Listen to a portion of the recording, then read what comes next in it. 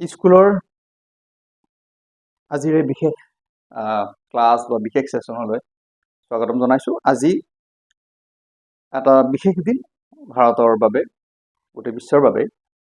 আজি বিশ্বজুৰি উদযাপন কৰা হৈছে আন্তঃৰাষ্ট্ৰীয় যোগ দিৱস, ইণ্টাৰনেশ্যনেল য়োগা ডে, যিটো ভাৰতৰ এক গৌৰৱময় অধ্যায় বা এক ইতিহাসৰ সাক্ষী।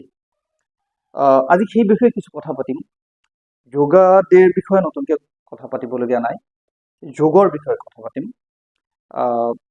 আলোচনা কৰিম কিছু কথা। মই বাৰু যোগৰ গুৰু বা যোগৰ এক্সপাৰ্ট নহয়, কিন্তু কেইটামান কথা আমি জানিবলগীয়া কেইটামান কথা যোগ বা য়োগা সম্পৰ্কে, শব্দটো সম্পৰ্কে, আৰু যোগ দিৱস আজিৰ দিনটোৰ বিষয়ে কিছু হয়তো ভুল ধাৰণা বা হয়তো কিছু কি ক'ম আমি মিছ আণ্ডাৰষ্টেণ্ডিং থাকিব পাৰে যোগ সম্পৰ্কে। সেই বিষয়ে দুই এটা কথা আমি আলোচনা কৰিম। কোনোবাই ভাবিব পাৰে যে স্কুলত যোগৰ প্ৰশিক্ষণৰ কি দৰকাৰ, আমি যোগৰ প্ৰশিক্ষণ নিদিওঁ, যোগৰ বিষয়ে দুটামান কথা পাতিম। যিহেতু কমিউনিকেশ্যনৰ ষ্টুডেণ্ট বা সাংবাদিকতাৰ যিখিনি ছাত্ৰ ছাত্ৰী শিক্ষাৰ্থী, তেওঁলোকৰ বাবে কোনো বিষয়ৰ কোনো সীমাবদ্ধতা নাথাকে, সকলো বিষয় জানিব লাগে, আৰু এইটো জানিবলগীয়া বিষয়ৰে এটা। যোগা বা যোগা এইটো ভাৰতৰ এটা গৌৰৱময় অধ্যায়ৰ সাক্ষী, আৰু এতিয়া বিশ্বজুৰি যাক আদৰি লোৱা হৈছে ভাৰতৰ নেতৃত্বত, সেইটো বিষয়ে আমি নিশ্চয় অলপ হ'লেও জানিব লাগে। আমি যোগ সম্পৰ্কে কি কথা পাতিম, কেইটামান বিশেষ কথা আছে। যোগ আজি আন্তঃৰাষ্ট্ৰীয় যোগ দিৱসৰ দিনা আমি যোগ শব্দটো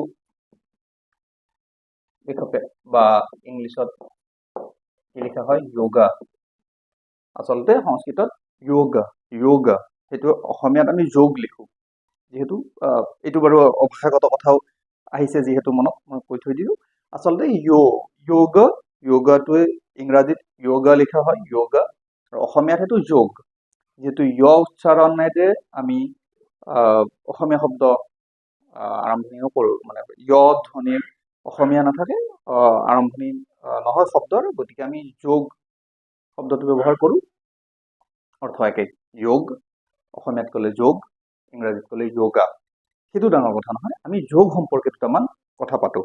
এতিয়া বহুতৰে এটা ধাৰণা থাকে, যোগ দিৱস, যোগ শব্দটোৰে, যোগ মানে বহুতে যোগাসন, আসন। যোগ আৰু আসন একে নহয়। আজি যিটো উদযাপন কৰা হয় 21 জুনত, যিটো বিশ্বজুৰি উদযাপন কৰা হয়, ভাৰততো যিটো উদযাপন কৰা হয়, সেইটো বিশেষভাৱে কি হৈ পৰে, যোগাসনৰ দিৱস হৈ পৰে। যোগ আৰু যোগাসনৰ পাৰ্থক্য সম্পৰ্কে কিছু কথা পাতিম আমি। যোগ শব্দটোৰ অৰ্থ, যোগ মানে কি?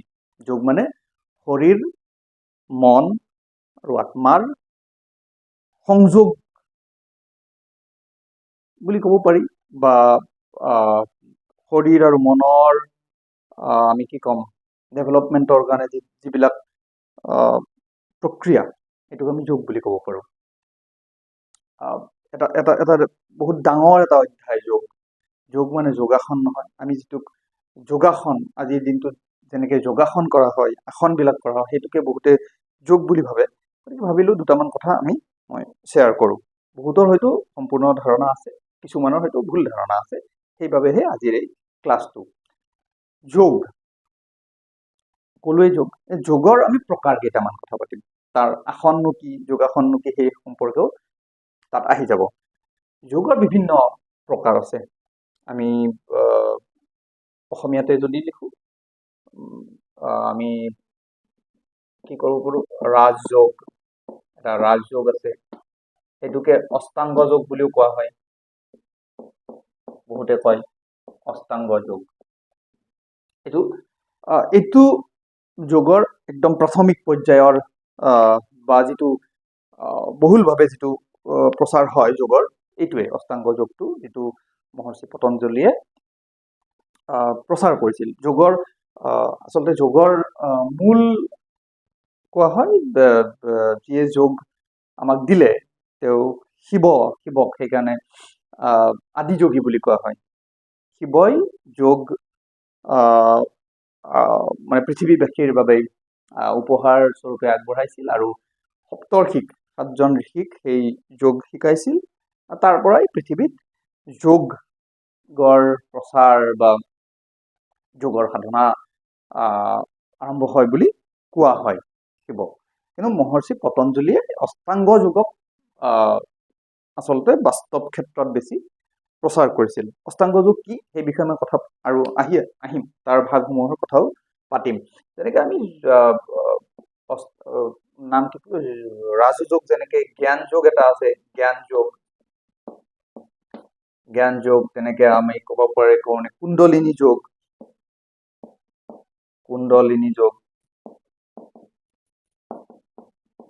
এইবিলাক যোগৰ প্ৰকাৰ।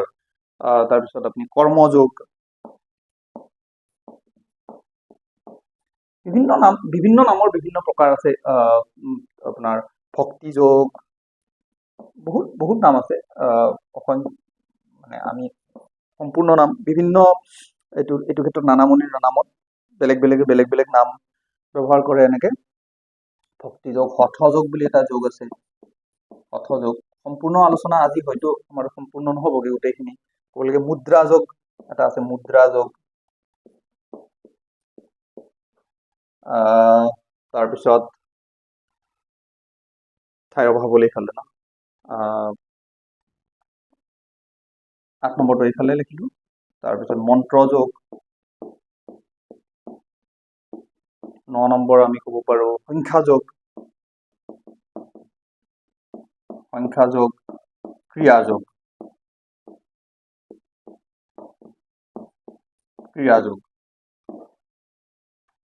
যোগটোক আটাইতকৈ কঠিন বুলি কয় বহুতে। যিটোৰ সাধনাৰে প্ৰতিটোৰে বেলেগ নিয়ম আছে। তেনেকে ৰাজযোগৰ কথা আমি আলোচনা কৰিম। জ্ঞান যোগ, যিটোৰে জ্ঞানক ডেভেলপ কৰাৰ, যিটো আমাৰ জ্ঞানেন্দ্ৰিয়ক আমি শক্তিশালী কৰিব পাৰি। কুণ্ডলিনী যোগ, যিটোত আমি কুণ্ডলিনীৰ কথা বহুতে জানে, সেইটো বিষয়ে কথা পাতিবলগীয়া এটা একদম হয়তো দীঘলীয়া ক্লাছৰ দৰকাৰ হ'ব। কুণ্ডলিনী আমাৰ যে সপ্ত চক্ৰৰ মাজেৰে কুণ্ডলিনী শক্তি জাগৃত কৰা বুলি কোৱা হয়। মূলাধাৰ চক্ৰৰ পৰা টপ যিটো চক্ৰ, ক্ৰাউন চক্ৰলৈকে, সেইটোৰ অসমীয়া শব্দ, ইংৰাজীত ক্ৰাউন চক্ৰ কোৱা হয়। ৰুট চক্ৰৰ পৰা ক্ৰাউন চক্ৰলৈকে যিটো আমি জাগৃত কৰো সেইটো কুণ্ডলিনী যোগ কোৱা হয়। কৰ্মযোগ, কামৰ মাজেৰে আমি প্ৰতিগৰাকী মানুহে আচলতে কৰ্মযোগী। নিজৰ প্ৰতিগৰাকী বুলি ক'ব নোৱাৰো, কামক যোগ হিচাপে যিয়ে ল'ব পাৰে, কামক যিয়ে মানে সুন্দৰভাৱে প্ৰতিটো কামক জীৱনৰ পৃথিৱীত থকা সময়খিনিত তেওঁলোকে কামৰ মাজেৰে যদি নিজৰ মুখ্য প্ৰাপ্তিৰ দিশে আগবাঢ়িব খোজে, সেইটো কৰ্মযোগ বুলি কোৱা হয়। ভক্তি যোগ তেনেকুৱা এটা যোগ, ভক্তি মাৰ্গত ঈশ্বৰৰ লগত বা পৰমাত্মাৰ লগত বিলীন হোৱাৰ যিবিলাক সাধনা, সেইখিনি। হঠযোগ, কিছুমান হঠযোগটোক অকণমান ফিজিকেল সেয়াত মানে কিছু তাত ফিজিকেল এক্টিভিটিজ, এক্সাৰচাইজ থাকে। কিছুমানে কয় হঠযোগত লগতে অন্যান্য কিছুমান ট্ৰেইনিং দিয়া হয়, যেনেকে আমাৰ স্বৰ বিজ্ঞান বুলি কয়। আমি সৌনাক আৰু বাওনাকৰ উশাহৰ যিটো প্ৰক্ৰিয়া,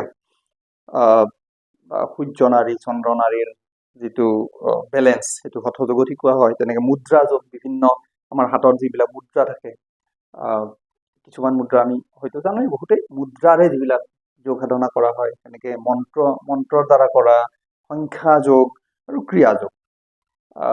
ক্ৰিয়া যোগৰ বিষয়ে বিভিন্ন ক্ৰিয়াযোগীয়ে বিভিন্ন ঠাইত ভাৰতৰ এনেকুৱা শিক্ষা দি থৈ গৈছে। কোৱা হয় যদি ক্ৰিয়াযোগ সাধনা কৰা হয়, মানুহে নিজৰ আয়ুস পৰ্যন্ত নিয়ন্ত্ৰণ কৰিব পাৰে, বয়স নিয়ন্ত্ৰণ কৰিব পাৰে, হাজাৰ বছৰলৈকে জীয়াই থাকিব পাৰে ক্ৰিয়াযোগীবিলাকে। আৰু আনকি প্ৰকৃত ক্ৰিয়াযোগীয়ে নিজৰ শৰীৰক আমি কি কওঁ যে আমাৰ পঞ্চভূত যি কোৱা হয়, তাৰ ওপৰত নিয়ন্ত্ৰণ থাকে। নিজক ইনভিজিবল কৰিব পাৰে, এঠাইৰ পৰা এঠাইলৈ ছেকেণ্ডৰ ভিতৰত গুচি যাব পাৰে, ইত্যাদি কোৱা হয় এইবিলাক। গতিকে এই সমস্তকে যোগ বুলি কোৱা হয়। এতিয়া আহিম যোগ আৰু এই যে যোগাসন আসনৰ সম্পৰ্কে আমি কেইটামান কথা পাতিম। এইখিনিবোৰ সদ্যহতে আমি একদম চমুকে বুজি ললো। কামখিনি যিহেতু অকমান কঠিন বুজাৰ আৰু প্ৰকৃত যোগৰ যিবিলাক গুৰু তেওঁলোকে বুজাবলৈ বেছি ভাল। আমি কেৱল আলোচনা কৰিম যোগ আৰু আসন সম্পৰ্কে যাতে মানুহৰ আমাৰ শিক্ষাৰ্থীসকলৰ ভুল ধাৰণা নাথাকে আৰু যোগ দিৱসত যাতে কেৱল যোগাসনৰ দিৱস হৈ নাথাকে সেইটো সম্পৰ্কে আমি অলপ কথা পাতিম। এতিয়া অষ্টাংগ যোগৰ যিটো কথা পাতিছিলো, অষ্টাংগ যোগ, অষ্টাংগ যোগৰ মানে 8টা অংগ। অষ্টাংগ যোগৰ সেই 8টা অংগৰ সম্পৰ্কে আমি কথা পাতিম। কি কি 8টা অংগ? যিটো মহৰ্ষি পতঞ্জলীয়ে আমাৰ মাজত প্ৰচাৰ কৰিছিল মানুহক পৃথিৱীত। এটা হ'ল য়ম, য়ম আমি ইংলিছত লিখিম য়ম, য়ম, নিয়ম,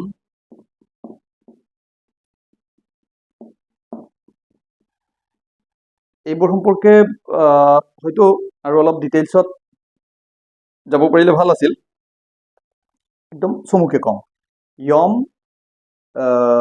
নিয়ম, আসন, এই যে আসন যোগাসন এইটোহে যোগাসন, তাৰপিছত প্ৰাণায়াম আমাৰ চিনাকি শব্দ প্ৰাণায়াম, তাৰপিছত 5 নম্বৰটো হ'ল প্ৰত্যাহাৰ,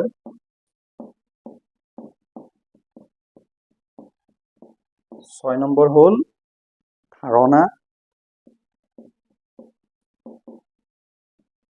7 নম্বৰ হ'ল ধ্যান। ধ্যান সম্পৰ্কে আমি অলপ হলেও সকলোৱে জানো, বাকী কেইটাও চিনে। ধ্যান যিটো মেডিটেশ্যন বুলি কওঁ, আৰু এইটো হ'ল সমাধি। সমাধি, য়ম, অসমীয়াতে ধৰক এইটো য়ম কোৱা হয়, অসমীয়াতে য়মে লিখিছো। য়মৰ ভিতৰত আৰু 5টা নিয়ম বা প্ৰকাৰ দিয়া হৈছে। য়ম বুলি যাক কওঁ, এইটো কিছুমান আমাৰ মানি চলিব লগা কেইটামান নিয়ম, যোগৰ একদম বেছিক কথা, প্ৰাথমিক কথা। যিয়ে যোগ সাধনা কৰিম বুলি ভাবে, যিয়ে যোগৰ শিক্ষা বা দীক্ষা ল'ম বুলি ভাবে, তেওঁলোকৰ বাবে আৰম্ভণিৰ কেইটামান ৰুলছ বা আমি কি ক'ম কেইটামান ল বা কেইটামান মানি চলিবলগীয়া যিবিলাক আমি নিয়ম বুলি কওঁ আৰম্ভণি শিক্ষা, সেইবিলাক য়ম। তাৰপিছত কেইটামান আকৌ নিয়মত আহিছে। য়মত কি কি পৰে? অহিংসা, মানে এজন মানুহে যদি যোগ সাধনা যোগ শিকিব লাগে, তেওঁ মানিব লগা প্ৰথম কথাটো হ'ল অহিংসা। এইবিলাকৰ বাৰু সত্য বুজাই ক'বলগীয়া নাই। মানে আমি হিংসা কৰিব নালাগে, সত্য হ'ব লাগিব আমাৰ হাতত। অস্তেয়, সত্যবাদী। অস্তেয় মানে চুৰ জাতীয় কাম যাতে কৰিব নোৱাৰো। অনিয়মৰ মাজেৰে কাৰোবাৰ সম্পত্তি, কাৰোবাৰ বস্তু আমি আহৰণ কৰিব নোৱাৰো, সেইটোক আমি অস্তেয় বুলি কওঁ। ব্ৰহ্মচৰ্য,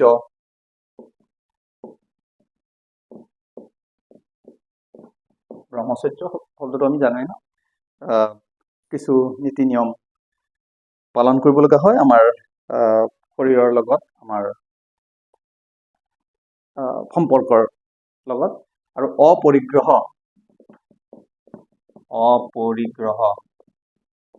অপৰিগ্ৰহ শব্দটো বুজায় যে আমাক প্ৰয়োজনতকৈ অধিক আমি একো আহৰণ কৰিব নালাগে, সংগ্ৰহ কৰিব নালাগে, বা হয়তো আমি কি ক'ম গ্ৰহণ বা কাৰোবাৰ পৰা আজৰি অনা, আমাৰ হিচাপৰ যিখিনি লাগে তাতকে যাতে আমি বেছি লোভ নকৰো, সেইটো অপৰিগ্ৰহ বুলি কোৱা হয়। তেনেকে নিয়মৰ কেইটামান আকৌ নিয়মৰ অধীনত আকৌ 5টা ৰুলছ দি দিয়া হৈছে নিয়মত। যেনেকে নিয়মত শৌচ, সন্তোষ মানে অসমীয়াটো সন্তোষ বা সন্তুষ্ট, শৌচ শৌচ শৌচ মানে কেৱল আমি যিটো ব্যৱহাৰ কৰোঁ লেট্ৰিনত যোৱা সেইটোৱে শৌচ নহয়, সেইটোৱে এক প্ৰকাৰ শৌচ মানে শুদ্ধিকৰণ, মানে আন্তৰিক আৰু বাহ্যিক শুদ্ধিকৰণ।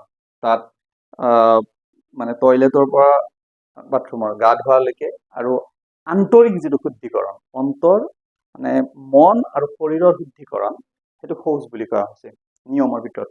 সেইকাৰণে যোগৰ আৰম্ভণিৰ একোটা ৰুলছ বা পৰ্যায়। সন্তোষ সন্তুষ্ট, আমি প্ৰতিটো কামত আমাৰ জীৱনৰ প্ৰতি যে অসন্তোষ ভাৱ, আমাৰ কামৰ প্ৰতি অসন্তোষ, সেইবিলাক আহিব নোৱাৰে, সন্তুষ্ট থাকিব লাগিব আমি। তেনেকে তপটো আমাৰ কামৰ ক্ষেত্ৰত হাৰ্ড ৱৰ্ক, আমাৰ কি ক'ম, তপ শব্দটোৰে অনুশাসন ক'ব পাৰি, হাৰ্ড ৱৰ্কিং, আমাৰ যে জীৱনটোক তপ হিচাপে গ্ৰহণ কৰিব লাগিব, তপ। তেনেকে স্বাধ্যায়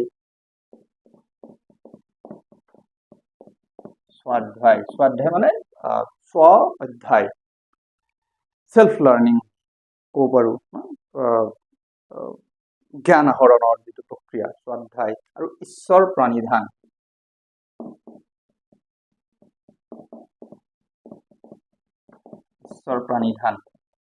অলপ বুজাত সেই হ'ব পাৰে, মই মুখেৰে কৈ আছো। ঈশ্বৰ প্ৰাণী মানে ঈশ্বৰ, পৰমাত্মা বা পৰমেশ্বৰ, সৃষ্টিকৰ্তাৰ প্ৰতি আমাৰ যিটো সমৰ্পণ, গুৰুৰ প্ৰতি আমাৰ যিটো শ্ৰদ্ধা, সেইটোক ঈশ্বৰ প্ৰণিধান বুলি কোৱা হয়। সেয়া ভগৱান ঈশ্বৰ হ'ব পাৰে, গুৰু হ'ব পাৰে। যোগৰ বাবে যিহেতু এজন গুৰু লাগিব, যাৰ পৰা যোগ শিক্ষা লোৱা হয়, দীক্ষা লোৱা হয়, গুৰুৰ প্ৰতি সমৰ্পণ ঈশ্বৰ প্ৰণিধানত আহে। তাৰ পিছতহে আহিব আসন, যাক আমি যোগাসন বুলি কওঁ। সেইটো 3 নম্বৰ। য়ম নিয়ম মানি চলাৰ পিছত, য়ম নিয়মৰ পৰ্যায়কেইটা হোৱাৰ পিছতহে আমি আসনলৈকে যাব পাৰোঁ। আজিকালি যদিও যোগ শিকিব গ'লে প্ৰায়ে যোগ শিক্ষা কেন্দ্ৰ কিছুমানত, মই নাজানো প্ৰতিটো, মই কৈছোঁ মই যোগৰ শিক্ষকো নহয়, মই কমিউনিকেশ্যনৰ শিক্ষক, গতিকে কমিউনিকেশ্যনৰ ধাৰাৰে আইডিয়াৰে কিছু কথা শ্বেয়াৰ কৰিছোঁ। য়ম নিয়মৰ কথা ক'ৰবাত কিমান ষ্ট্ৰিক্টলি শিকোৱা হয় আৰু প্ৰতিজন মানুহে কিমান সেইটো গ্ৰহণ কৰে, মোৰ এতিয়াও অলপ সন্দেহত আছে। চিধা যোগ মানে যোগাসন, আমি মুদ্ৰাত বহি লওঁ যে কেইটামান, তো সেইটোলৈকে যোৱাৰ আগত এইখিনি, এতিয়া মানে কোনো সত্যৰ ৰাস্তাত নচলা, অহিংসা ৰাস্তাত নচলা, চুৰ কৰা মানুহজনো গৈ যোগ ডেৰ দিনা, যোগা ডে আজি ইণ্টাৰনেশ্যনেল যোগা ডে, আমাৰ কিছু ৰাজনীতিক সকলোকে নাই কোৱা বাৰু মই, এইবিলাকৰ কোনো নিয়ম নীতি নাই, য়ম নিয়মৰ কথা নাই, গৈ একদম যোগী হৈ পৰে, কিছুমানে যোগৰ প্ৰশিক্ষকো হৈ যায় এনেকা। সেইটো যাতে নহয়, তাৰ বাবেহে আমি কিছু আলোচনা কৰিছোঁ। এতিয়া আহিছোঁ আসনলৈকে। আসন মানে যোগাসন, যিটোক মানুহে আসনকে যোগ বুলি ভাবে, সেইটো এটা পৰ্যায়, এটা যোগৰ এটা সৰু ভাগ।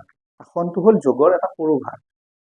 ইমানবিলাক যোগৰ প্ৰকাৰ, তাৰ মাজত অষ্টাংগ যোগৰ 8টা অংগৰ ভিতৰত এটা মাত্ৰ অংগ হ'ল আসন। আসন মানে যিবিলাক এক্সাৰচাইজ, ফিজিকেল এক্সাৰচাইজ যিকেইটা শিকোৱা হয়, সেই আসনৰ কথা কৈছোঁ। ইয়াত মহৰ্ষি বহুত আসন আছে, তাৰ মাজত মহৰ্ষি বা ভাৰতত প্ৰচাৰ হোৱা আসনৰ ভিতৰত কোৱা হয় 84টা আসন মূল আসন, তাৰ ভিতৰত আকৌ 32টাহে মানে মানুহৰ কাৰণে অতি দৰকাৰী আসন বুলি কয়।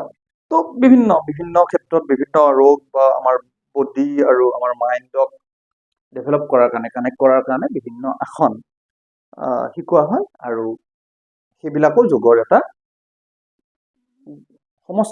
বাকী সামগ্ৰিক যোগৰ ভিতৰৰে এটা পাৰ্ট হ'ল এই আসনবিলাক। বিভিন্ন নামৰ আসন আমি জানো,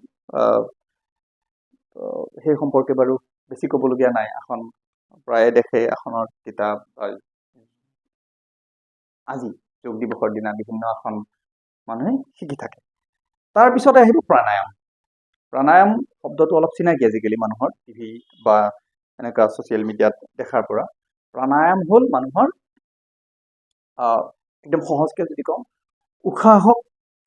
আমাৰ উশাহ নিশাহক কণ্ট্ৰল কৰি বেলেঞ্চ কৰা এটা প্ৰক্ৰিয়া প্ৰাণায়াম। সেইটো আমাৰ প্ৰাণায়ামেৰে কি কৰোঁ? প্ৰাণায়ামেৰে আমাৰ আধ্যাত্মিক শক্তিক, আমাৰ প্ৰাণশক্তিক কণ্ট্ৰল কৰা বা ডেভেলপ কৰাৰ এটা প্ৰক্ৰিয়া প্ৰাণায়াম। বিভিন্ন প্ৰাণায়াম আছে। আমি প্ৰায় দেখা পাওঁ যোগাসনৰ ক্ষেত্ৰত কিছু কিছু প্ৰাণায়াম শিকোৱা হয়। অনুলোম বিলোম, ভস্ত্ৰিকা, এই নামবোৰে বহুতৰ চিনাকি। তাৰপিছত আহে প্ৰত্যাহাৰ, যোগৰে এটা প্ৰক্ৰিয়া। তাৰপিছত আহিব ধাৰণা, তাৰপিছত ধ্যান, যিটো মেডিটেশ্যন আমি চিনাকি, আৰু শেষত সমাধি। সমাধি মানে শূন্যতা প্ৰাপ্তি। যোগৰ যিটো আল্টিমেট যিটো গ'ল, যিটো ডেষ্টিনেশ্যন বা লক্ষ্য, প্ৰতিটো যোগৰ যিটো যোগক যদি আমি এটা পথ বুলি কওঁ, যিটো ৰাস্তা বুলি কওঁ, যিটো শিক্ষাৰে মানুহে এটা লক্ষ্য স্থানত উপনীত হ'ব বিচাৰে, আৰু সেইটো হ'ল সমাধি প্ৰাপ্তি। তো এইবিলাক অলপ জটিল কথা। ইমান আমাৰ আজি চমু ক্লাছ এটাত ইমান পৰ্যায়লৈকে হয়তো ডিটেইলছত যাবলৈ অসুবিধা হ'ব আৰু বৰ দীঘলীয়া ভিডিঅ' হ'ব। সেইকাৰণে মই, যদি কোনোবাই ইচ্ছা কৰে, পিছত আমি এই পৰ্যায়লৈ যোৱাৰ চেষ্টা কৰিম। বাকী নিয়ম আৰু প্ৰকাৰ সম্পৰ্কে আৰু অলপ কিছু ডিটেইলছত কথা পাতিম। প্ৰথমতে মোৰ আৰু এটা কথা ৰৈ গ'ল, এই যোগৰ প্ৰক্ৰিয়াত শেহতীয়াভাৱে আৰু এটা যোগৰ প্ৰকাৰ সংযোগ হৈছে। মানে বহুতে কয় আয়েংগাৰ যোগ বুলি এটা যোগ, আয়েংগাৰ যোগা। কাৰোবাৰ মনত সেইটো ৰৈ যাব পাৰে, সেইকাৰণে মই শেষত উল্লেখ কৰি দিছোঁ, আয়েংগাৰ যোগা বুলি এটা যোগা আছে। আচলতে হ'ল সেইটো আৰম্ভণিৰ কোনো প্ৰকাৰ নহয়। যোগৰ যেনেকৈ মই বহুতকেইটা প্ৰকাৰ ক'লোঁ, ৰাজযোগ, জ্ঞান যোগ, কুণ্ডলিনী যোগ, কৰ্মা যোগ, ক্ৰিয়া যোগলৈকে। তাৰ ভিতৰত আমি আয়েংগাৰ যোগটো আচলতে ৰাখিব পাৰি নে নোৱাৰি সন্দেহ। বহুতে তাৰ মাজতেই আয়েংগাৰ যোগটো কিছুমানে ক'ব খোজে। আয়েংগাৰ যোগ হ'ল যোগগুৰু এজন ভাৰতৰ, দক্ষিণ ভাৰতৰ, VKS আয়েংগাৰ। তেখেতৰ দ্বাৰা প্ৰচাৰিত কেইটামান যোগৰ প্ৰক্ৰিয়া, য'ত যোগৰ আসনবিলাকৰ লগত কিছুমান আমি কি ক'ম, ইকুইপমেণ্টছ কিছুমান ব্যৱহাৰ কৰিছিল তেখেতে। আমাৰ ফিজিকেল এক্সাৰচাইজক আৰু অলপ ডেভেলপ কৰাৰ কাৰণে যোগৰ ধাৰণাৰে, য'ত কিছুমান সঁজুলি ব্যৱহাৰ কৰা হয়, সেইটো বাৰু পিছৰ পৰ্যায়ত ভালেখিনি জনপ্ৰিয় হ'ল, এতিয়াও জনপ্ৰিয় হৈ আছে। বিভিন্ন যোগ চেণ্টাৰ, আয়েংগাৰ যোগৰ শিকোৱা হয়, আয়েংগাৰ যোগৰ কিছুমান স্পেচিয়েল চেণ্টাৰো আছে। গতিকে মই প্ৰসংগক্ৰমে কথাটো উল্লেখ কৰি থৈছোঁ আয়েংগাৰ যোগৰো। গতিকে এনেকুৱা বিভিন্ন ধৰণৰ যোগ আছে, আৰু সেই যোগৰ ভিতৰত এটা হ'ল অষ্টাংগ যোগ, আৰু অষ্টাংগ যোগৰ এটা প্ৰকাৰ হ'ল আসন। গতিকে মই ভাবোঁ মোটামুটিকে যাৰ অকণমান ভুল ধাৰণা আছিল যোগ আৰু যোগাসনক লৈ, হয়তো ক্লিয়াৰ হ'ব পাৰে। আৰু যদি আপোনালোকে ভাবে যে এইটো বিষয়ে অধিক এটা দীঘলীয়া ক্লাছৰ দৰকাৰ, যদিও স্কুলত যোগৰ সম্পৰ্কে বৰ দীঘলীয়াৰ প্ৰয়োজন আছেও নাইও, সাংবাদিকৰ শিক্ষাৰ্থীৰ কাৰণে সকলোৱে জানিব লাগে আৰু ভাৰতীয় সকলোৱে জানিব লাগে। যদি প্ৰয়োজন বুলি ভাবে, তেতিয়াহ'লে হয়তো পিছৰ পৰ্যায়ত আমি আৰু অলপ গভীৰলৈ যোৱাৰ চেষ্টা কৰিম, মই নিজে বা কোনোবা যোগৰ অলপ প্ৰশিক্ষিত এক্সপাৰ্ট মানুহৰ দ্বাৰা। গতিকে আজি মই ভাবোঁ যোগাসন সম্পৰ্কে আমি প্ৰাথমিক কেইটামান ধাৰণা ল'লোঁ, আৰু যিয়ে যোগ সাধনা কৰি আছে, যোগক নিজৰ জীৱনৰ অংগ কৰিব বিচাৰিছে, বা ইতিমধ্যেই যোগৰ প্ৰেক্টিচ কৰি আছে, বা আজিৰ পৰাই আৰম্ভ কৰিছে, কৰক, শুভেচ্ছা থাকিল সকলোৱে। কেৱল পাৰিলে যোগা সম্পৰ্কে আৰু অলপ অধ্যয়ন কৰক, বিভিন্ন কিতাপ পত্ৰ পাই ভালেখিনি ভিডিঅ' পাব অনলাইন যোগ সম্পৰ্কে। সেইখিনি জানি শুনি যোগ সাধনা কৰক। পাৰিলে নিয়মৰ নীতিবিলাক মানি যোগ সাধনা কৰক। নিশ্চয় আপোনালোকৰ শাৰীৰিক, মানসিক আৰু আধ্যাত্মিক শক্তি বিকশিত হ'ব আৰু লক্ষ্য স্থানত উপনীত হোৱাৰ ক্ষেত্ৰত যোগে আপোনাক সহায় কৰিব। পুনৰবাৰ আন্তঃৰাষ্ট্ৰীয় যোগ দিৱসত উপলক্ষে সকলোকে শুভেচ্ছা জনালোঁ। সুখী থাকক, নিৰোগী থাকক। ভাৰতবৰ্ষই যোগৰ মাধ্যমেৰে গোটেই বিশ্বক আকৌ এবাৰ বিশ্বগুৰু হিচাপে প্ৰতিষ্ঠা লাভ কৰক। আজিলৈ ইমানে, ধন্যবাদ।